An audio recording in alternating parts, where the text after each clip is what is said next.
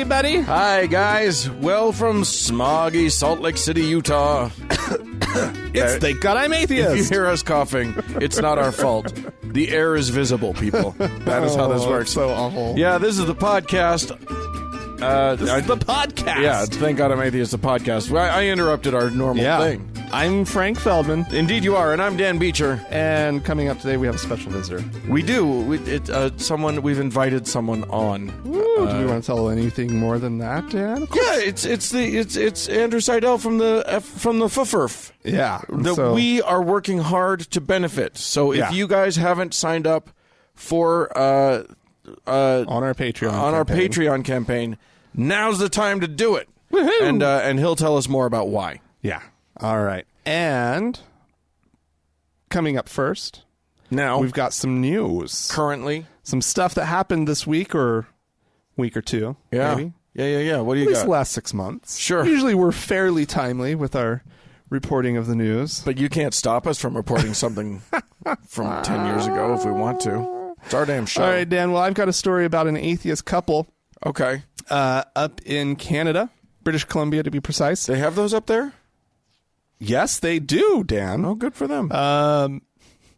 They have been barred from a preschool. Oh. That their child attended. Okay. The preschool they were asked to sign a letter agreeing to the school's cultural program, and they refused. The cultural program. That does sound dangerous. First of all, it's anything that resembles cultural programming that feels a little communist China-y to me. Well, it's a Montessori school, Dan. Okay, it's super lib. Right? Okay. And they are apparently they knew because the father, Gary Mangle, is on the board of this Montessori school. Okay. Right. And they knew his feelings about some of their programming. Oh. And so this letter was very much to get him to just agree to, okay, sir, we've all decided as a community, right, that we're going to have a little bit of Christmas programming. Just some Christmas fun. Just some Christmas fun, right? And he will have none of it. How Jesus-y were they going to get? I don't even know if it was going to get all that Jesus-y. I think, so here's the deal. Now the couple, Gary Mangle and May Yasue, okay, they sued the Bowen Island Montessori School after they were barred from it and their child couldn't attend. And they actually won. Wow. They've been awarded to the equivalent of $9,000 US. Oh, wow. And and this is what the tribunal member who decided for the couple says, right? They say at its core, it's about a letter which held a child's registration hostage to a demand, and this constituted discrimination over religion, and that's against Canadian law. Sure, as it should be. Yeah, and so everything seems like it all sort of worked out here, right? Other than his seat on the board, seems like it would be at issue. Yeah, you generally don't sue the organization that you're a board member of. Yeah, Mangle, in sort of through all of this, he says to an email to the board members, he said, "I certainly hope there will be no discussion of Santa Claus. I am absolutely against anyone blatantly lying to my daughter." Right? Mangle, I get it. It's a lie. It's a damned lie. Right. Yeah. Mangle also suggested that students make atheist Christmas ornaments to represent the views of his family, including one that would say, "Atheists don't fly airplanes into buildings," with a picture of the World Trade Center. Wow, dude. You know what preschool is, right? You know what years they are. You don't have a 26-year-old in preschool, do you? Because that's pretty hardcore. And apparently some other time during a dispute with the school's administrator, actually the school administrator's husband, over the use of God in the Canadian national anthem. He said he would sue the school for asking children to sing it, then performed Nazi salute and marched around singing a version of the song with alternate lyrics. Wow.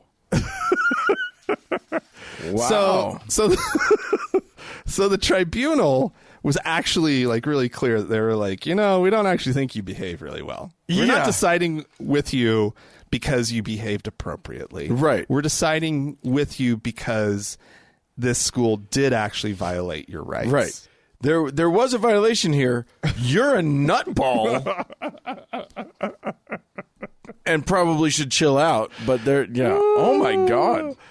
So I kind of love the story because it's like there is a way to do this, right? There's a way to oppose religious crap that's in your surrounding you, out in your community, perhaps at the school that your kid goes to, whatever. Right. Yeah. And then there's ways not to do it. And yes, there's civility, maybe, and there's incivility. Yeah, maybe trying to expose very young children to terrorist attacks, and then politicizing religion based on that. That's maybe more a first grader sort of activity. Well, maybe for the gifted and talented first right, graders. Sure. They're probably more capable of handling those specific lessons. Oh, my God. Okay, well, I've got a story. I'm going to take us to Fort Worth, Texas. Ooh. You and I have been to Fort Worth. We have been. Together. I actually like Fort Worth. I didn't see... Yeah, it's okay. Okay, put it into the context of the Dallas-Fort Worth Metroplex. I actually like Fort Worth. Well, we'll see how you feel about it after this story. Fort Worth, you won't be shocked to learn, has some members of the Republican Party. Oh, are there? In Fort Worth, No, Texas. that can't possibly be Doesn't true. seem right, does it? Anyway, there is hubbub happening in the Tarrant County GOP. Uh-oh. And it's an interesting hubbub because basically it's just that perfectly reasonable, not reasonable, I don't know how reasonable they are, but viable members of their party are being ostracized. What? Yeah. No. I'll tell you the story of one who is under fire. She is a good non-denominational Christian, looks very much like you would expect a young, urban Texas housewife to look. Big hair. She's wants less bureaucracy, lower taxes, and a strong national security. That's okay. Those are what are important to her in politics. Yeah. Okay. She is under fire, and maybe it'll make sense when I tell you that her name is Lisa Grimaldi Abdul Karim. Oh no. Whose husband is a Muslim. No. One of those damn Muslims. No. And apparently, no. She her being wed to a Muslim, even though she's a Christian, what is enough to get blood boiling in Texas. Oh my God. There was a problem. Things really started to erupt, though, not around her, but around Dr. Sahid Shafi, who was appointed by the county's Republican chairman, Darrell Easton. Mm-hmm. He was appointed to as one of the party's 2 regional vice chairs.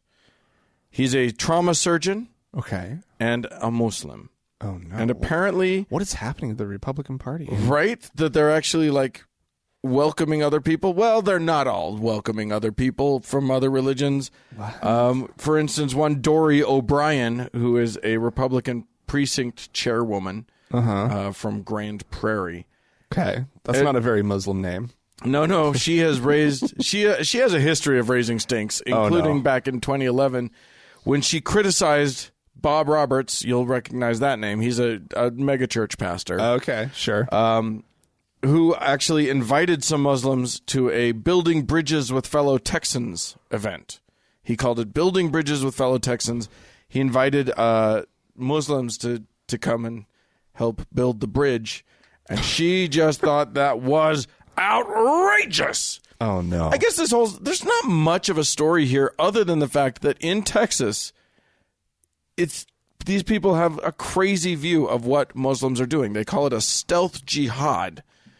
These Muslims are they are brothers in arms to these people. They are wildly conservative, right? Both socially and probably politically. Well, it sounds like these are actually Muslims who have truly figured out the political landscape of America.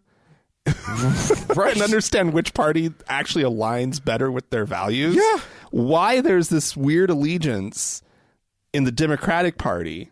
Well, because the Democrats are the only ones who are actually looking out for their right to exist. No, I get currently. why, but it's kind of this strange thing. There's these strange bedfellows or whatever that's happening because it's like these folks are actually in a party that shares their ideals. Right. The other Muslims seem to be in a party that is just okay with them. But there is a word in the GOP for a Muslim who believes in GOP values. Oh, no. And that is Sharia. That is all they think they're doing. When a Muslim believes in exactly the same values as a conservative Christian, it's Sharia law. Right. And there's a jihad happening. Here's stealth jihad. Yeah, exactly. Boy, that's scary shit. That is the really scary stuff. Oh my God. It can just like sneak in. This Dory O'Brien that I was telling you about, here's a lovely quote from her. She said, "This is where we are in Tarrant County today.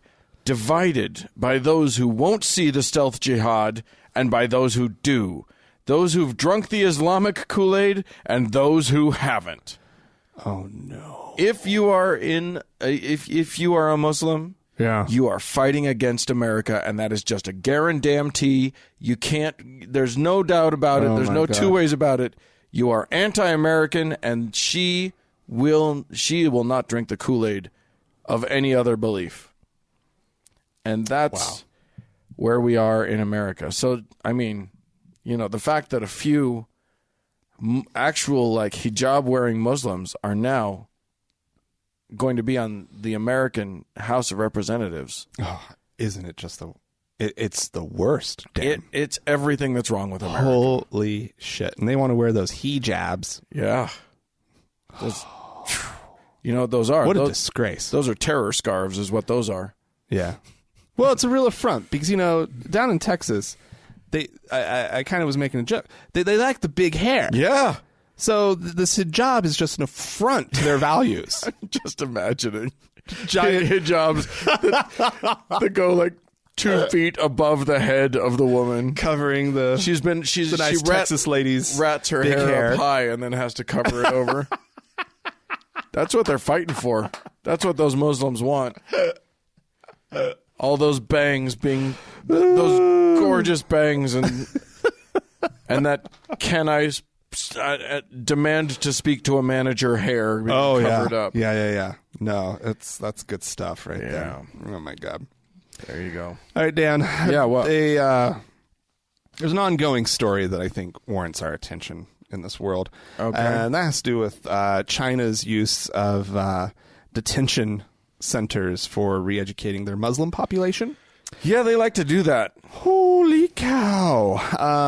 It has, they've moved on to, I guess stage 1 would be rounding them up. Sure. Stage 2 would be, sort of indoctrinating them, or re-indoctrinating them. And stage 3 now is forced labor. Right.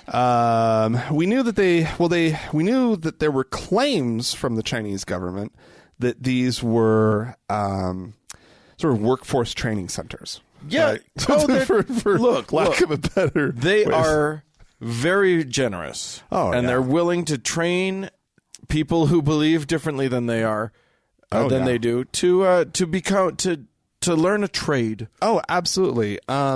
China's ruling Communist Party has released a lot of sort of upbeat propaganda, Oh, yeah. apparently, talking about all of these camps in the Xinjiang region.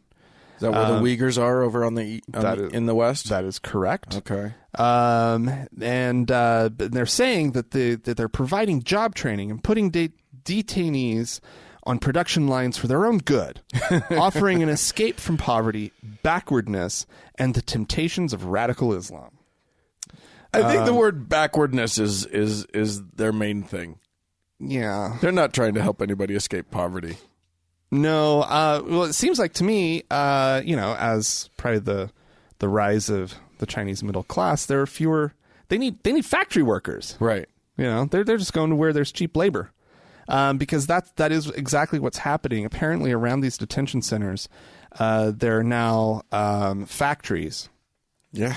Great. Popping up. This is from these are from private entrepreneurs and established companies who are now coming into the region and setting up factories around these detention centers, and the detention centers are providing them with free or extremely cheap labor. Right.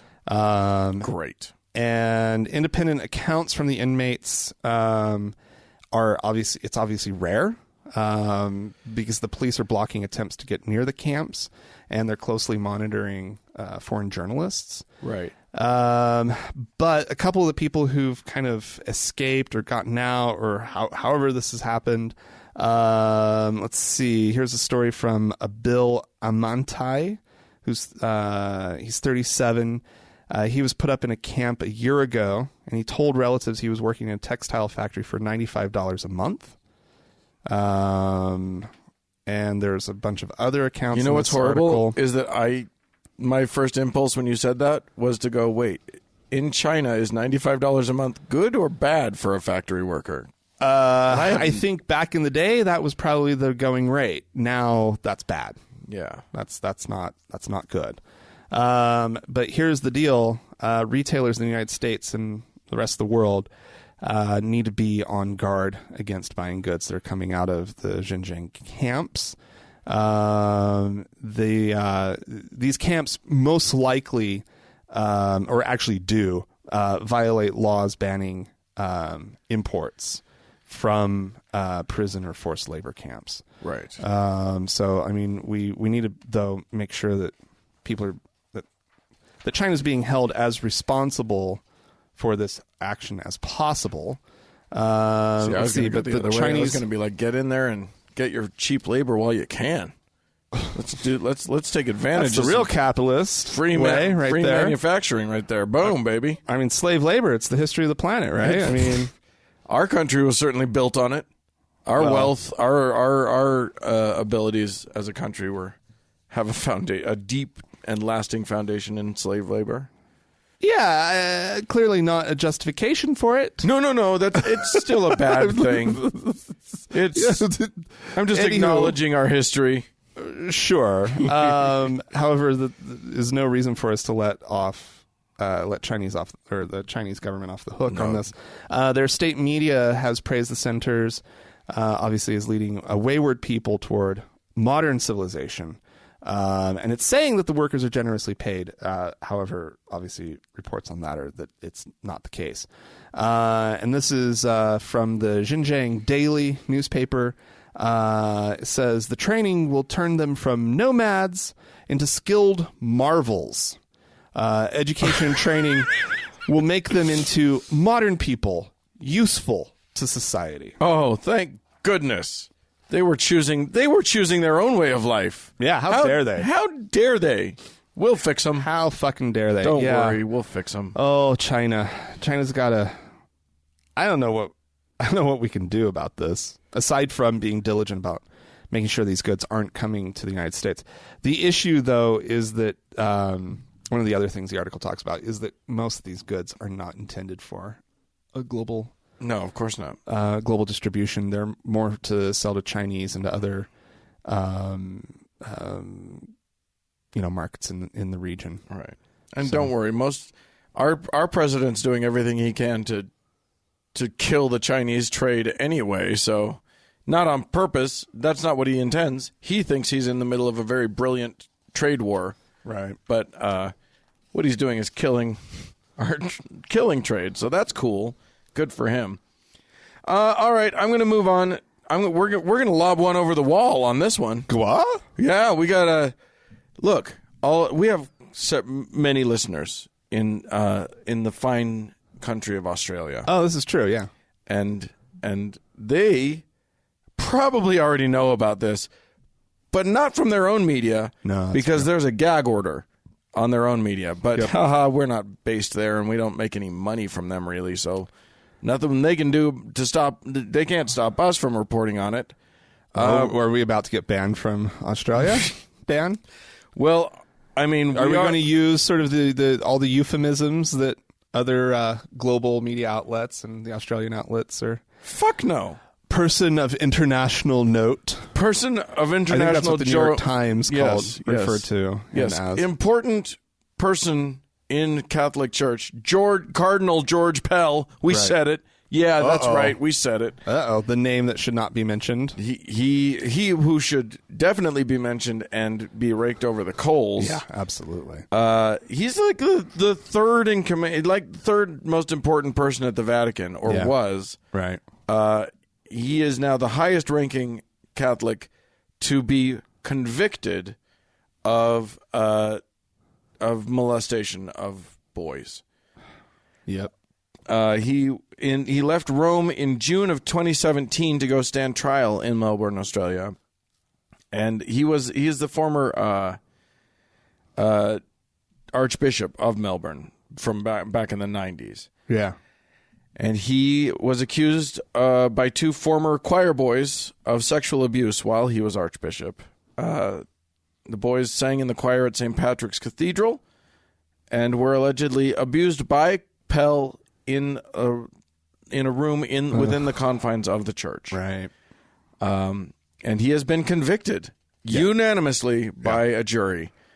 The reason that Australians won't hear about this from their own press is because apparently in Australia there is a practice of banning press coverage of trials if there's theoretically a chance that that kind of publicity will taint the fairness of the trial. Correct. And there's there's another trial going on that they're worried about this affecting. That's right. Well, so he's been convicted of this one, and there's more that he's being accused of. So hopefully this means that man lives out the rest of his life in Australian prison. Where he deserves to be. And also, hopefully, this rocks the Vatican.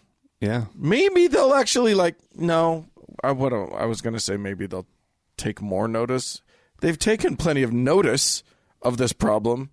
They just keep not doing the things about it. They're doing a lot of talking, though.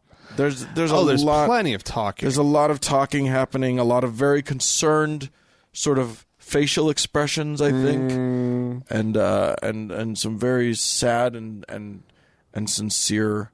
Well, and talking. A lot of just no. How could this possibly be? If only there was something we could do about it. If only. If only so many of them weren't guilty, right, of something similar in some regard. Oh my goodness! Did you see the thing with the Italian prostitute this week? No, the male Italian prostitute who actually released a bunch of 26 names of high-ranking Vatican officials, cardinals, bishops. They keep doing that. Somebody's going to be making a fortune as the discreet purveyor of male prostitution in the Vatican. I think they are discreet until they stop being discreet. Right. That's the problem. Now, is that they clearly they're not being paid enough. Yeah, exactly. Well, come on. The thing is, they Vatican start out officials. getting paid plenty, and then it's like, okay, we've had our fun. Extortion time. Yeah. There you go. Well, it's not fun. All right, Dan. Frankly, I'm glad for Vatican officials to have access to male prostitutes. I'm fine with that if they're old enough and they're getting paid and they're, like sex work. I have no problem with sex work. It's when they're diddling the kids that I have a problem. And also, there's the hypocrisy. Hypocrisy is an issue. I mean, because They're yeah. Yeah. So Yes, let's have them be out in the open, be honest about it. Okay. Life of not getting married, fine. I was about to say life of celibacy, and then I realized that there was a problem with that. So you're not allowed to marry, but you're allowed to have prostitutes. yeah, get your rocks off, but just leave the kids alone and stop and Be discreet about it, but if asked point blank, yeah, sure, I see prostitutes from time to time. and also stop being so fucking mean to gay people. You're all gay. Exactly. Yes, thank you, Dan. The other hypocrisy of the whole thing. All right. Dan, I have some interesting numbers from a new study from Lifeway Research. Now, if that name sounds familiar to you, it's not because it comes across our desk all the time. It's a conservative Christian group that does polls, and so it does definitely skew in the direction of sort of conservative evangelical type worldview, Sure. right? And they like to prop up that worldview as much as possible. However, this latest survey is about a recent trend in America where that acknowledges that while most Americans still want more religious meaning to the Christmas season, at 65% of those surveyed, ask the question, hashtag keep the Christ in Christmas. right? And ask the question, or ask to whether they agree with the statement, Christmas should be more about Jesus. 65% are like, oh, of course, Christmas should be more about Jesus. Why would it not be more about Jesus? Actually, I would say if they were to ask me, I would say, yeah, sure. Christmas should be more about Jesus. It's a religious holiday. Go nuts, people. Okay. Right? Sure. I don't need to take Christmas from them. Where is your war on Christmas spirit? I don't know. I'm joking. We as a group are trying to take Christmas away from them. If asked, I don't know what I would even say if asked. Right. But, Yeah. But here's the deal. The number of Americans who want to keep Christ in Christmas, while maybe they're still the majority, it's quickly declining. Oh my God. Just 4 years ago, 79% of Americans said there should be more Christ. Wow, almost 80. So 14% drop. That's significant. Right? And so, but it's really important, Dan, that you don't let this bother you as a good Christian, right? Because these numbers, this is alarming, people. It's terrifying. What if people are just allowed to put up a tree and not say Jesus? Right. But the respondents to this who say that the number, that say that Christmas shouldn't be about Jesus isn't really going up as much. It only went up by 1%. So there's hope here, people. Okay. There's clearly a lot of confusion. This is the whole point of this article. There's confusion about Christmas. It's a very confusing time. Apparently, they kind of shift over to Europe in the article. They're like, there was a recent study that found that nearly 1 in 5 people in Britain didn't know that Christmas was associated with the birthday of Jesus. What? Nearly 1 in 20 thought Easter celebrated the birth of Christ. Wow. I know, right? Like, they're dum-dums over there. No, they're just so far out of it, right? That they're just like, a respondent who like has never had anything to do with Christianity is just like, oh, I don't know. Right. Isn't it about Jesus? It's something. It's either his birth or his death. Let me pick one. It's one of them. It's got to be. I mean, one. when you look at Easter, the way that Easter is celebrated looks like it's about birth. Well, yeah, because it's a fertility festival that's been co-opted, right? Exactly. By Christianity.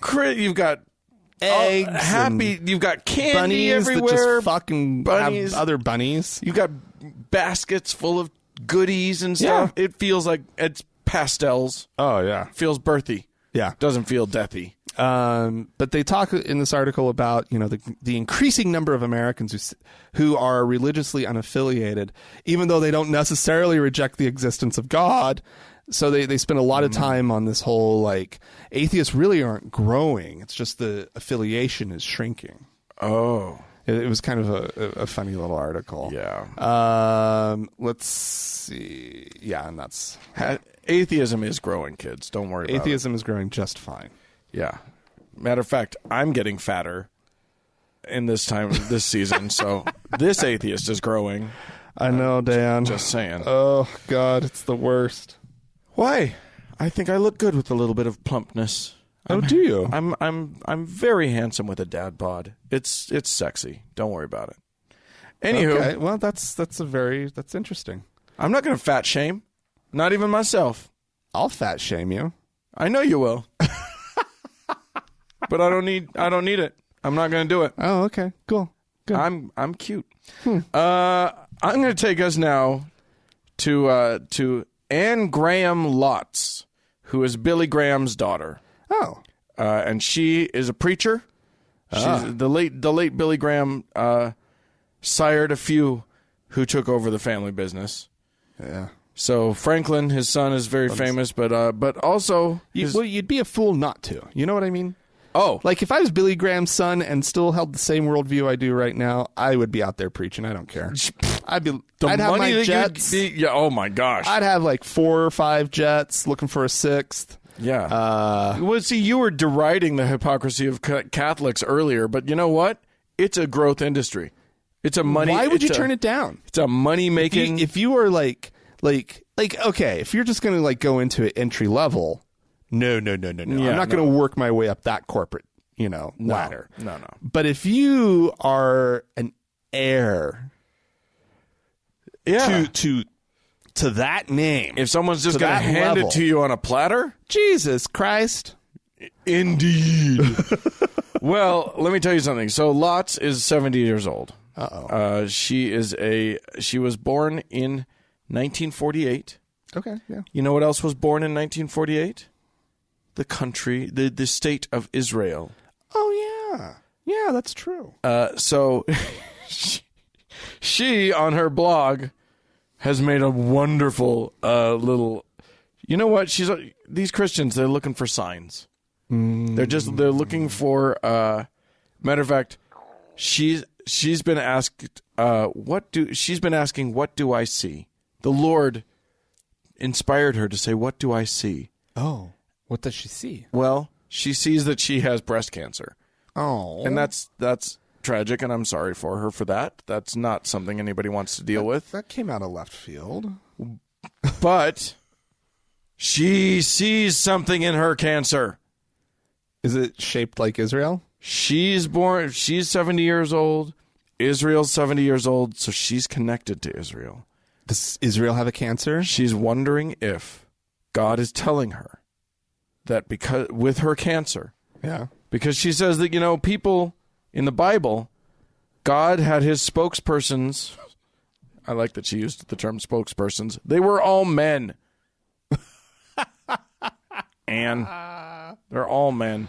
Anyway, the spokespersons in the Bible sometimes had to live out the message that God was trying to send. Oh. So maybe, just maybe, her breast cancer is a sign to the world that Israel will be attacked. If she'd been stabbed, maybe I would agree with that, or assaulted in some way. She has cancer. This is about a cancer within. This isn't about a threat from without. Could it be? I'm sorry. She's reading this whole thing totally wrong. Could it be, Frank, that her cancer, potentially fatal cancer, means that Israel is in danger in a potentially fatal way? Do you see? Potentially fatal, potato. I say potato. These are the same. No, not even close. Will Israel be struck, she says. Will Israel also be struck by her enemies, suddenly and unexpectedly, through no fault of her own? All right, let me get out my little my chicken bones. Yeah, I'm going to throw them on the ground. I got the magic 8-ball. Let's turn that over. Let's see what we think. Also, through no fault of her own, like Israel's been sitting there in the Middle East quietly, not pushing anyone's buttons, just sitting there so kindly. Yeah, in her wisdom, right. And just attacked on all sides for no apparent reason. Yeah. There's no provocations whatsoever happening from Israel. She's not good at this. Well, this is not her forte. I mean, if you're going to get cancer, use it, baby. Find some silver linings. Find a way to fire up your base. Get some of that sweet cancer money. That's what you want. Oh, cancer money. Look, we were talking about being in the position that she's in, being a big time pastor. Yeah. If God gives you cancer, make cancer aid. That's what I always say. Mm-hmm. What was the line? That's like the Sarah Silverman line. If God gives you AIDS, make lemonades. Yeah, that's a better one. Better use of that line. But I did. Yeah, there you go. Well, Dan. Yeah, so that's unfortunate. Nobody wants a 70-year-old woman to get cancer. No, I don't want anybody to get cancer. But if she's going to get it, she's going to use it. So there you go. Hey, if you guys would like to talk about any and all of these things that we're talking about, you can write to us, podcast@thankgodimatheist.com. Or call and leave us a voicemail message. The telephone number is 424-666-8442. Yeah, we like it when you do that. Hey, go to the Facebook page, facebook.com/TGIAtheist. Click on that like button. And while you're there... Is that how you do it? Yeah, that's like the the Larry Sanders show. Oh, yeah. You no flipping. No flipping. No flipping. And while you're on Facebook, why not check out the members only lounge? You can search for it, right? Just search for it. TGIA members only lounge. That's what it's called. Then request to join. Yep. And then, we'll let you in. Yep. And then over there on Reddit, check us out too. Just search for TGIA Atheist, and there's a subreddit. And people occasionally post. And you can, be part of that convo. Why not?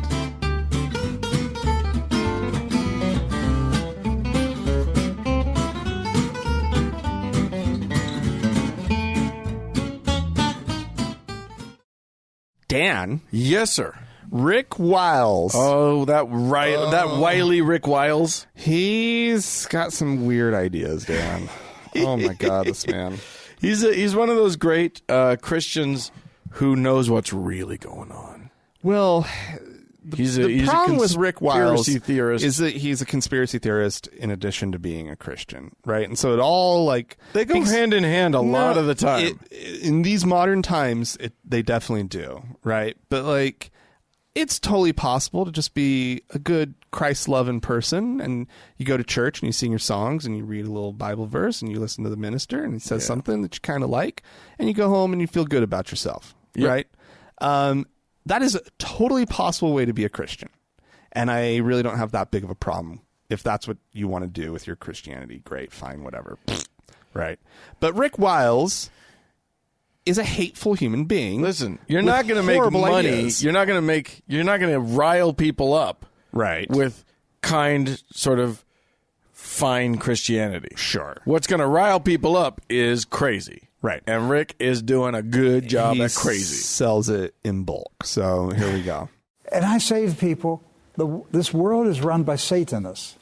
Devil-worshipping, Luciferian, child-molesting Satanists. And they go, that's crazy. No, it's not. That's after 20 years of investigating and analyzing what's going on in the world. And I come to the conclusion the world is run by Satanists.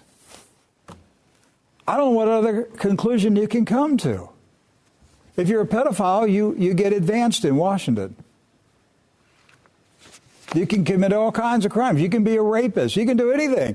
And your career soars. You can be like Bill Clinton. Women come out, he raped me. And what's your point?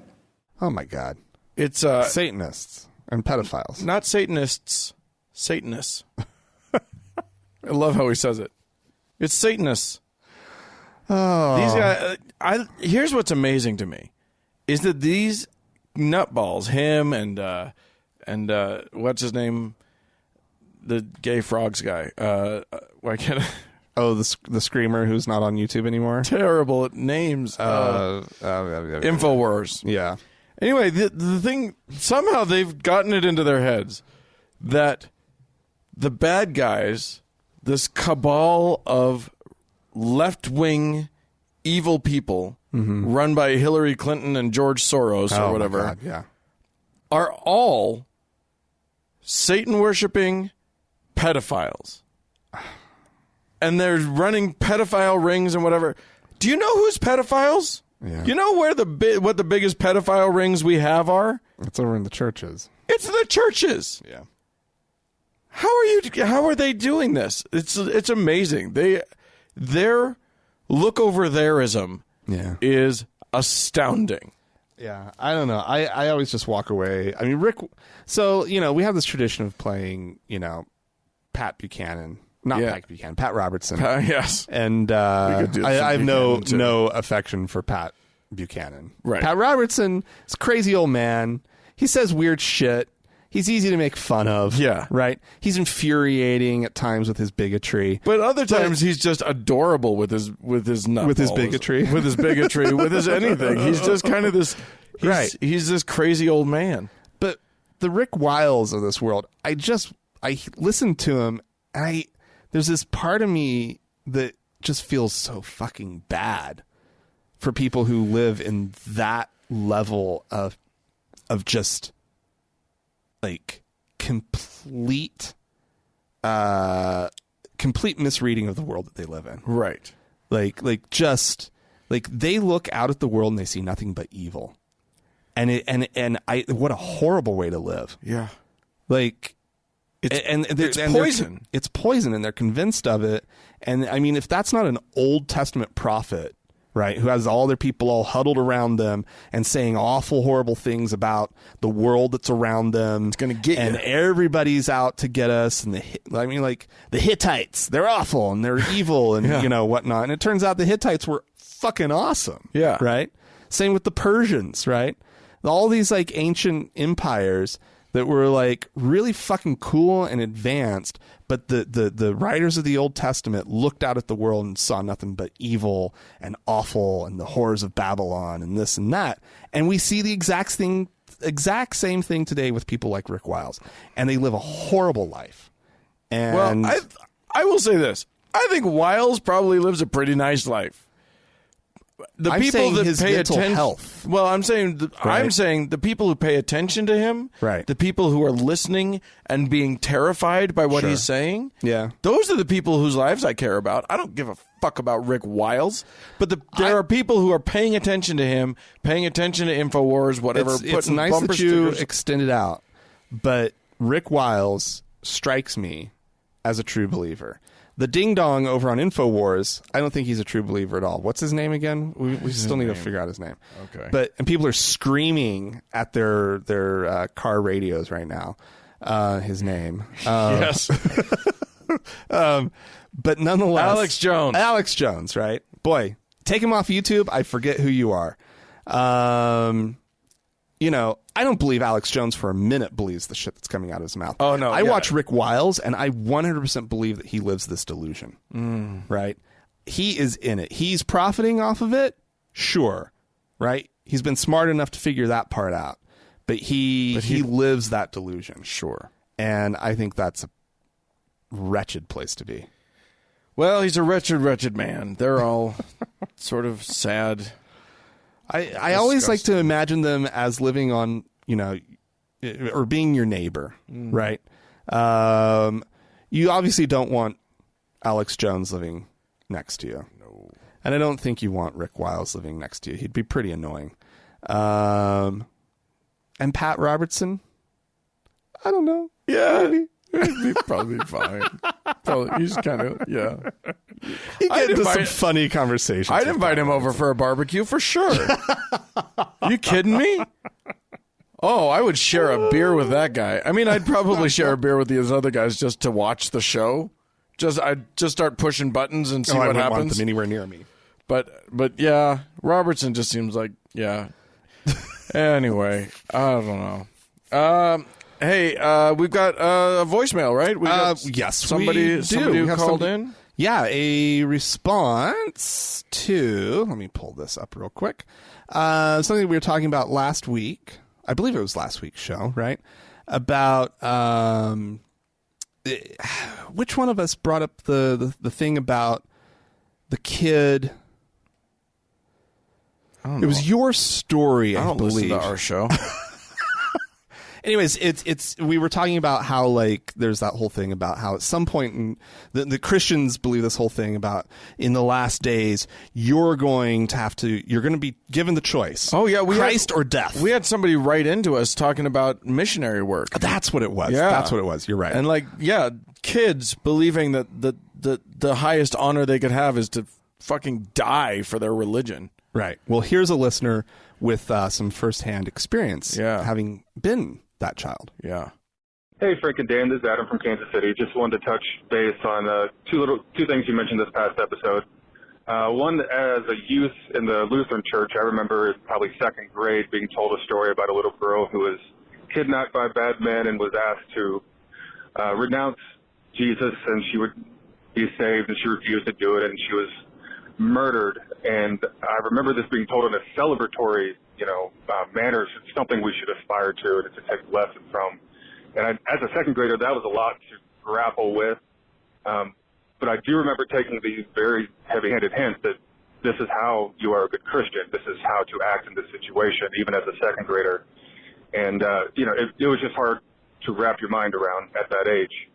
And then secondly, as a youth in the Lutheran church, which is boring as hell, I would always, during the sermon, not always, but if I was going to open the Bible, I'd go straight to Revelations, because that's where the shit that Tolkien couldn't even come up with was.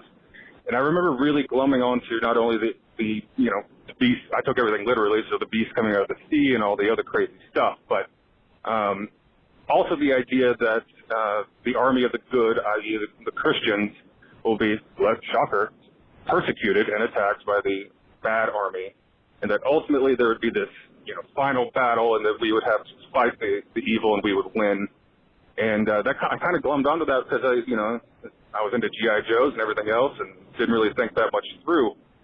But, both stories kind of have this same underlying thing that we've seen throughout history, that, to be a good Christian, to be a good person of the faith, you have to be willing to die and fight. And it's just a lot for a kid to have to digest, and it can really explain a lot of the psyche issues that I may have. But anyway, thanks, guys. Love the show. Have a good one. Yeah, man. I'll tell you, one of the best things about being an atheist, look, I'm a guy with a lot of integrity, so in almost any situation, if someone's like, what's your religion, I will just happily just tell them that I'm an atheist and let the chips fall where they may. Right. But if my life is in danger, I'm whatever the fuck you want me to be. Oh, yeah. Hell yeah. I'm a Christian, Muslim, Jewish. I don't care. Right. I got nothing involved, hanging in the balance in terms of, I'm not serving any overlord that needs me to be whatever he tells me I am. Right. Even in the face of my own mortal danger. Well, of course. Yeah. That's nice. Yeah, but also there's the whole, and I can completely sympathize. This weird horror growing up with those very similar ideas, right? And very similar experiences of having this, lorded over you as a child. You are gonna have to make this decision someday, Jesus or death, and sitting there and being like, but I don't want to die. Yeah. Right. And surely the Lord knows that I'd only be lying so that I could keep living. Right. Yeah. Why is this one moment of I'm just lying. Yeah. Right. I know Jesus lives. Right. Yeah. Wouldn't that be good enough? Nope. No. You have to die because you weren't willing to say it. See, and say it now. I was in the opposite camp. I was such a dramatic kid that it would have thrilled me to give up my life for my religion. I mean, what legacy could be better than that? For Martyrdom. I am the martyr of the world. Saint Daniel, everyone. Exactly. Saint Daniel. Exactly. Oh my God, it would have been the best thing. I looked for those. What's dramatic your martyr moments. death? Because there's so many good like martyr deaths. There's like all the arrows. Oh yeah. There's the dying in a pyre of fire. There's the who's the one that died in the catacombs, and she had like Saint Therese, Santa Teresa, I think, with the like one finger and the three finger on one hand and the three fingers on the other hand were kind of extended out, and it was her testament of the Trinity. Oh yeah, even in death, you know. There you go. There was I love, on How to Heretic, we talk a lot about different saints. Some of those saints, man, they get decapitated and then walk with their head for 7 miles to get to the right place. Oh yeah, they're doing good work. Yeah. So what's your death? What's your? I don't know, man. To die for Jesus, Dan. What are you going to take? I want decapitation. You want decapitation? I do want decapitation. So you can walk. Yeah, I'll walk around with my own head if I can pull it off. If not, at least with decapitation, the first thing that happens is that your brain is severed from your pain center in your spinal cord. Yeah. So you're not going to feel anything. Oh, There's no pain. Right. There's just a little bit of a shocking moment as you realize, holy shit, my head's not attached no more, and then you're dead. Oh my God. And you want that little moment, don't you? Oh, I want That'd that be moment. a fun experience for you. Yeah, I know how your mind works. Totally. You're a little fascinated by that, aren't you? Even take away the religious martyrdom thing, I would love to be like that. If last moment, if my death was a decapitation, that last moment, I would be like, oh, yeah, it'd be a holy shit. This is so cool. Oh my God, you guys. What a way to go. And then I'd be dead. Voila. Oh, Dan, we got some people to thank. We do have some people to thank. And why don't you start with yours? Okay, well, let's start by reminding people that this month, all of December, the season of giving, we are giving 20% of everything that we take in. And it's not just our Patreon thing. We want to encourage people to sign up on our Patreon. But everything that we take in, we're giving 20% of it to the FFRF, the Freedom from Religion Foundation. We'll have Andrew Seidel later on coming up to talk to us about their mission and what they're doing. So all of these people are giving not only to us, but to them. And nice. We're paying it forward, or whatever you want to say. Cool. So we got some folks to thank. Gene gave us a very generous one-time donation. Thank you, Gene. As did Jessica. These are one-time contributors. So thank you both for your generosity. That's awesome. Yeah, and we have one new sainted listener. Ooh. Sainte Genevieve. Oh, Genevieve. Wow. Yeah, coming in at the saint level, so thanks, Genevieve. We really do appreciate it.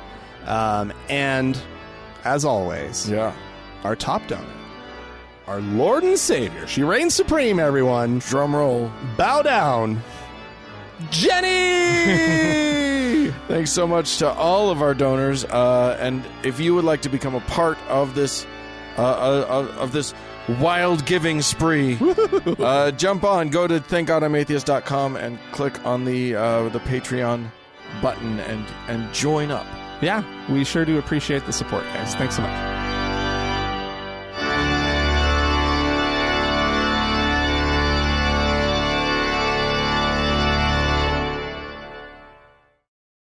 Well, Frank, we've been doing a thing this month. Yeah, we've been doing a charity event. It's a first for us. Yeah, because I guess we're greedy. We're poor. We're poor. Oh, that's what we'll say. But we just felt like the time is right, and we couldn't possibly. We just need to be giving to organizations that do good in the world. Yeah, absolutely. And one of those, and the organization that we chose, at least for this year, is the Freedom from Religion Foundation. Yeah. And here to talk with us about that foundation and what they do and stuff is Andrew Seidel. How are you doing, Andrew? I am well. Thank you so much for having me on, gentlemen. I appreciate it. Yeah, no, we really appreciate you coming on. we met you when we were in your fine state of Wisconsin, and I seem to remember it being pretty cold. well, Oh, yeah. that seems to be the standard state of affairs there, isn't it? Yeah, it is. It is. It's very cold always. So we've been sort of professionally acquainted for a while now, and I guess what we wanted to do was have you on to talk about the mission of the FFRF, because you guys have been on our radar since we started this show, because your work has been very important to the cause of church-state separation, and that's kind of what we talk about. Well, I'm always willing to talk about that. I mean, FFRF, we're, first of all, thank you so much for contributing to our mission. We need, especially now, we really need all the help we can get. Aside from the war on Christmas, which we fight every year, this administration is really doing some serious damage to the wall of separation between state and church. And that's one of the things that FFRF exists primarily to defend. So we really need all the help that we can get now more than ever. So we're very grateful that you're helping us out here, and I'm happy to talk about it as long as you want. Yeah, well, I mean, that's what kind of the impetus for this is, that we, as we report on sort of what's happening, especially in the United States, but also all over the world, we see people, a concerted effort on the part of the religious people to take down the wall and infiltrate into government where they don't belong. So it seems like your work is important. Can you talk to us a little bit about some of the things that you guys are working on right now, so that we all get a sense of what the work is? Sure. Well, let's start from a broad perspective first, because FFRF we have two goals. We work to educate and to separate. So we work to educate the public about what it is to be a non-believer, an atheist, an agnostic, a free thinker in the United States. So we work to educate on matters of non-theism and about the evils and harms of religion. So that's one goal. And the second goal is separate. Work to keep state and church separate. That's that defending that wall of separation that Thomas Jefferson wrote about. We are the watchers on the wall. We joke around the office all the time. So those are kind of our two primary goals. And there's a lot of overlap. So we get about 5,000 state church complaints every year. Holy cow. These are individuals from the community who are reaching out to us and saying, hey, this is happening in my kid's school. For instance, the kindergarten teacher's telling all the kids to pray before they walk down to lunch. Is that allowed? The answer to that particular one is no, of course not. That's illegal. But sometimes we get reports and they're not violations. And rather than running to file a lawsuit right away, we try to further our first goal, to educate right out of the bat. So in that case, with the kindergarten teacher forcing the kindergartners to pray, we wrote a letter to the school and said, hey, just so you know, this is happening in your classrooms, completely illegal. Here's all the cases that say it's illegal. You really need to stop this from happening. Right. And most of the time, we can fix those problems without going to court. And that's really the preferred outcome, right? Like I actually don't want to sue a public school and take money out of the public education system and for a lawsuit, or even distract the teachers and the administrators from their goal of educating people. But if they're going to violate the rights of kids and non-religious kids and violate the Constitution, then absolutely we're willing to take them to court. And in that instance, the kindergarten teacher, it was actually a kindergarten teacher and a first grade teacher. The school refused to do anything, said that the teachers had a free exercise right to basically impose religion on other people's children. So we sued over that and the judge didn't even have to decide the case. As soon as we sued and the lawyers looked at this, they said, what are you thinking? We settled the case pretty quickly. Right. So that's a really good example kind of a case that it's fairly typical for us, and it shows the nice overlap between those two goals, to educate and to separate. it's kind of interesting being a lawyer and doing this work, because a lot of the work is just trying to do public education on why we have a separation of state and church, why it's so important, and what it actually means. Because there's a lot of misinformation out there, oftentimes deliberate. So we're working to kind of fight real fake news, right, and deliberate misinformation out there. So that's sort of the broad overview of what we do, and kind of the 20,000, 30,000 foot view. Yeah. Would you say that most of your donations and money comes from George Soros and the Illuminati? Or... Excellent question. Yeah, the Illuminati in particular love us. No, we are funded all by donors. We have 32,000 members, and it is those people who support FFRF. We have some donors who, we consider them big donors, but in terms of overall contributions, they don't even make up 1% of what we get. Everything comes from. It's kind of like the Beto O'Rourke campaign. It's all these tiny donations spread across many, many people. That's how we operate. That's how we work, and how our funding comes in. Our opponents love to push the George Soros, the Illuminati, all that. We're funded by this one outside group, and we're just they're shills. But right, nothing could actually be further from the truth. So it was a good question. I feel like I want to be considered part of the Illuminati because I give to you guys. So can we just call me that? Yeah, I mean, just put it on your resume. I will. Who's going to challenge it? Everybody, who's it's not like the Illuminati themselves are going to step up and tell me I'm not. And anybody who takes it seriously will be too afraid to challenge it. Right. Okay. Well, we have a very specific question that arose for us recently, and we had a discussion about it on our show, or actually a few discussions about it, because we had people writing into us about it, and I'm still unclear on what our moral or ethical obligation here is. So we're gonna put you to the test today, Andrew. Okay, bring it on. Okay, so.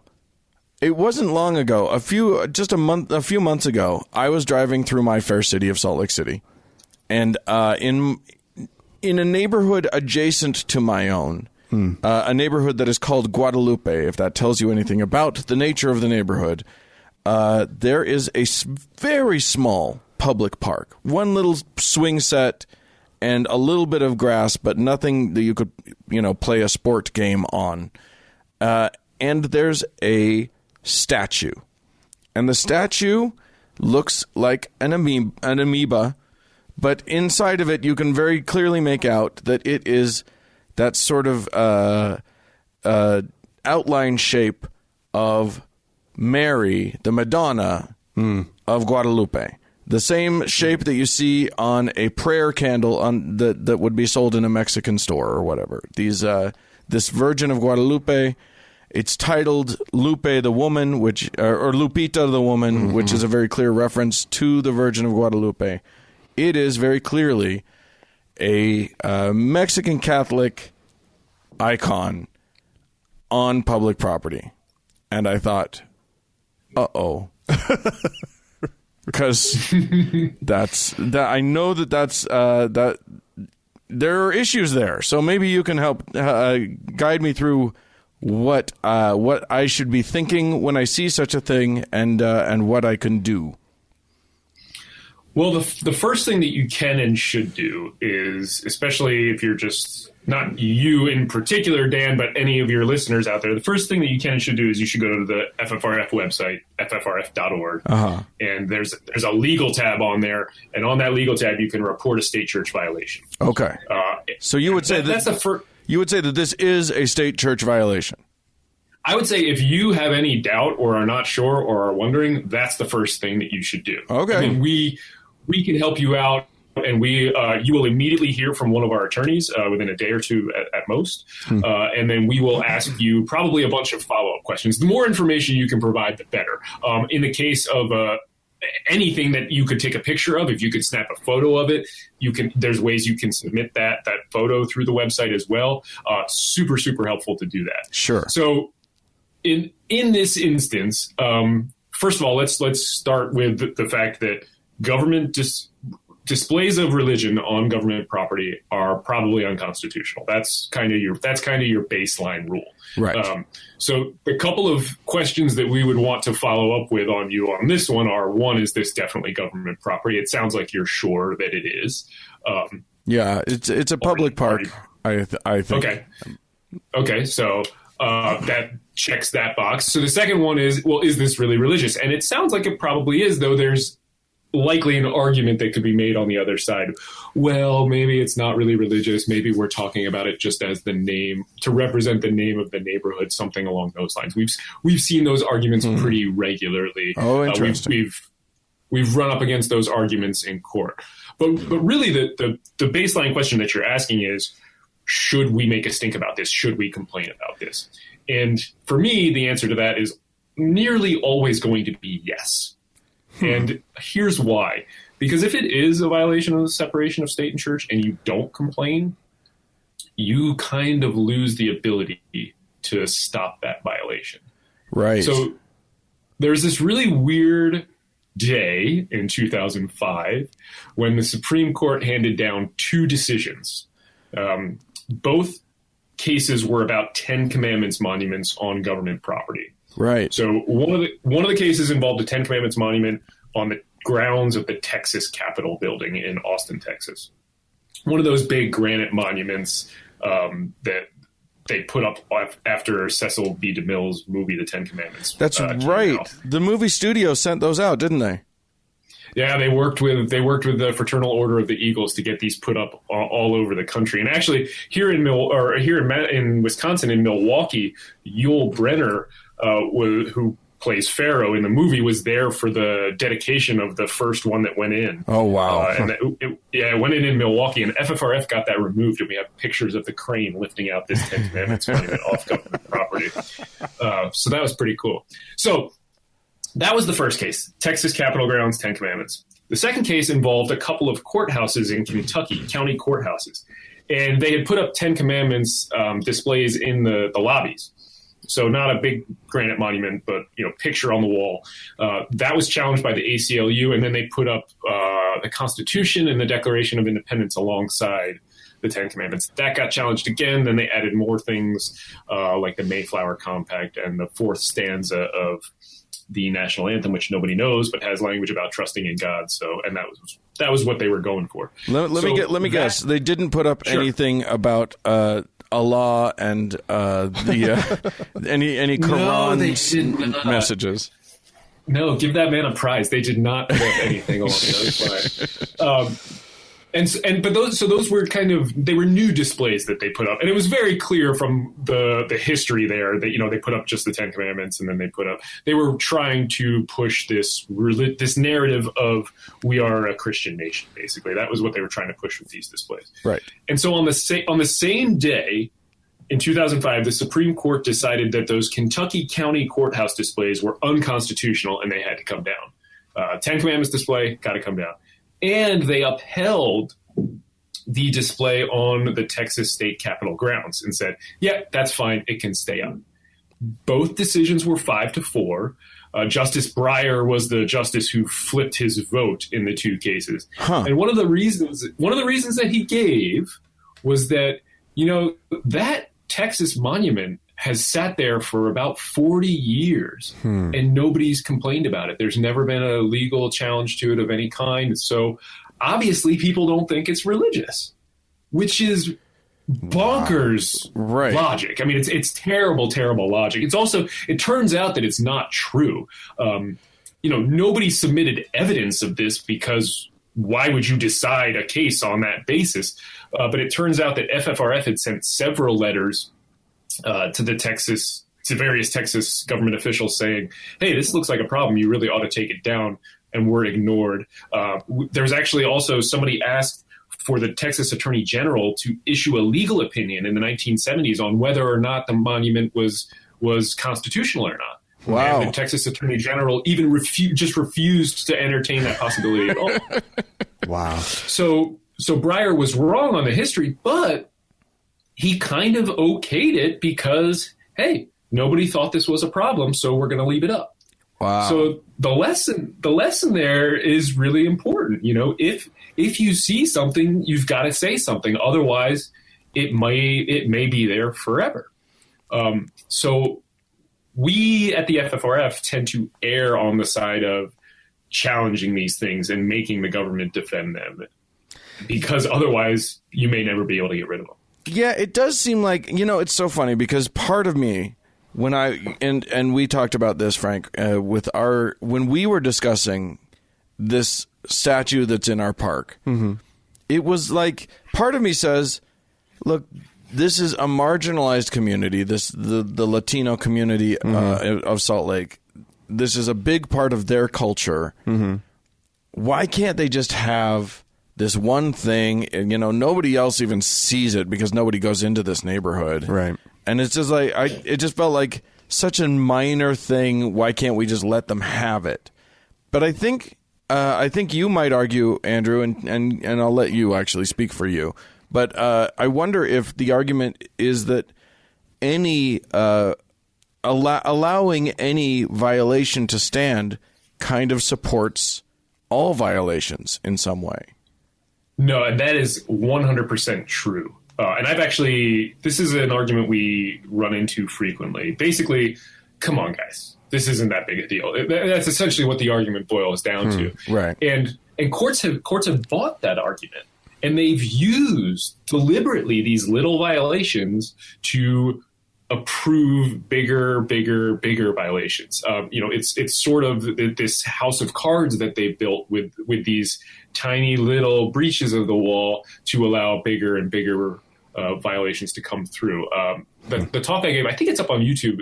It's called, Sweat the Small Stuff. And I go over actually in that talk some of the examples of the court using, for instance, the language "so help me God" that pops up in oaths from time to time, right, to build the fact that that there's prayer at the U.S. Congress, to uphold other and more sinister violations that do have a bigger impact on people's rights. So you're absolutely right to be concerned about the idea. And it's particularly bad in our system because we are a common law system. So judges look to old opinions to decide new cases. And they say, oh, well, we upheld this, and this isn't that much worse than what we upheld there, so we'll go ahead and allow this as well. And really what we need is that strict separation of state and church, which then it applies to everybody. It makes us all equal. It actually unifies us. It benefits religion. It ensures liberty, and it is the only way to guarantee true religious freedom. So that is really what FFRF is seeking to fight for. So, oh, well, okay, fine. Then we have something to report. Yeah. Where's this form again? So if you go to the ffrf.org, there's a bunch of tabs on the website. And first, let me tell everybody, this is very exciting, but we're redoing our whole website, which hasn't been done in far too long. So the website's getting an overhaul. Yeah. But right now there's a legal tab, and you click on the legal tab, and then there's report a state church violation. And you fill that form out, give us as much information as you can, attach photos if you can, and then you'll hear from one of our attorneys and they'll follow up with you. It's also important to note, especially for your listeners, that you are kept absolutely confidential when you report things to FFRF. The only thing that we will say in our letters, if we decide to write on your complaint, is that you are a local resident, or, you know, some language that indicates that you have a tie to the community that you would be comfortable with, so that they don't think it's just this Wisconsin organization coming in. And that's important for you guys too, because you can be kicked out of a case for not having standing if you don't have someone local to the community as part of the suit. Isn't that correct?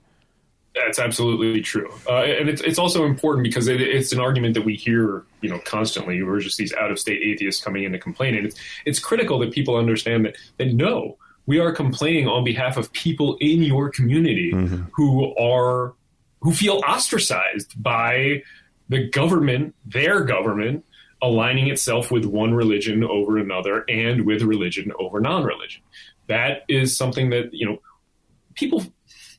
atheists are often, we are, and even people who just work to keep state and church separate, who are not necessarily atheists, we're really demonized. And people forget that we are doctors and lawyers and teachers and nurses and firemen and women and people who serve our country in the military. We are in every walk and branch of life that you can possibly imagine. And to say that this is an outside group coming in is really to try to kind of further that idea that we are a Christian community, and it's absolutely false and something that we work to push back on. Well, and considering the fact that a lot of the people that are fighting on the opposite side of the case are Christian groups that aren't located in that local area either, but are coming in to fight against you guys, that narrative falls down pretty flat.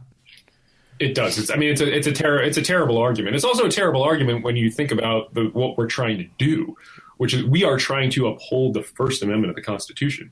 So the real question is, why does it matter? A violation of the First Amendment to any individual is a violation to all of us as citizens, and every American citizen really ought to care and fight against any violation of the First Amendment, not fight to uphold it. So it's also a depressing narrative to hear, but it's fundamentally false. Well, that's just what a dirty atheist would say, isn't it? Yep. Well, Andrew, who's called a filthy little atheist. I think Teddy Roosevelt said that Thomas Paine was a filthy little atheist. Was he little? I don't know. I'll have to look up his stature. And he wasn't really an atheist either. Well, that's true. Anyway. There you go. Hey, anyway. Andrew, thank you so much for coming on. Tell the people how they can become members of your fine organization, and maybe, even though we're giving some of our donations for this month to you guys, but they can also give directly to you guys. Tell us how we can do that. It's pretty easy. Just go to our website, ffrf.org.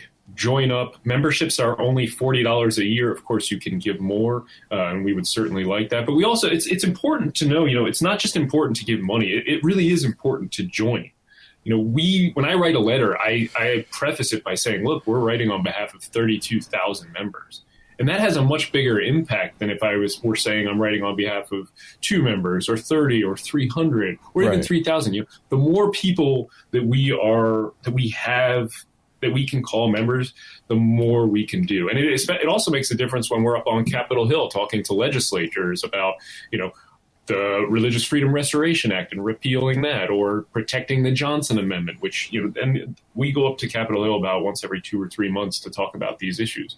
So it really is important not just to support FFRF financially, which we certainly want, but to join your voice to the voices of other atheists, agnostics, free thinkers, and those who support the separation of state and church.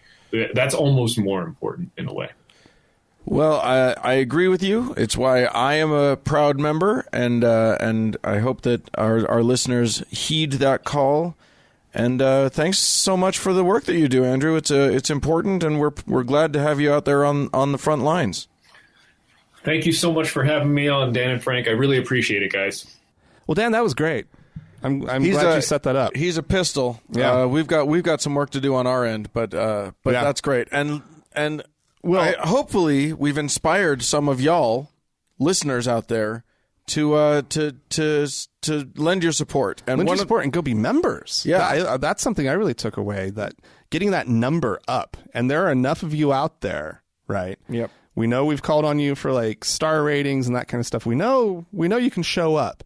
So go join up. Go be a member over at the FFRF. And if you wanted, and also another way to show support for them is to show support for us. Yeah. If you like both them and we, you can, again, I'll just remind you can go to thankgodimatheist.com and click on the Patreon button, and that will get you, and then you can sign up.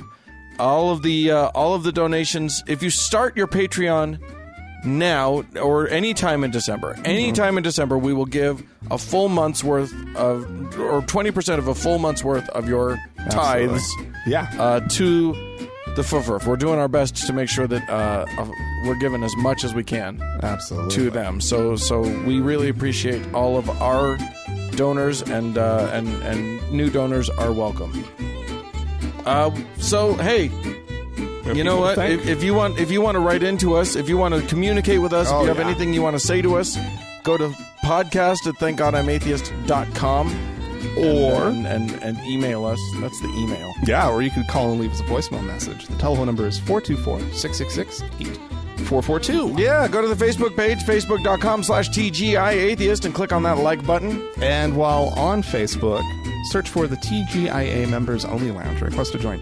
It is a closed group, but we will let you in. Indeed. Thanks so much to Mackenzie for all of her fine work on the Facebook page, and thanks to Sarah and Danny for their fine work as moderators. And a big the Members Only Lounge, I should say. And a big thanks goes out to the Red Rock Hot Club for the use of their music, and also to Gordon Johnston for the use of his music. Yeah, thanks once more to all of our fine patrons, and thank you, dear listener, for tuning in. Bye-bye.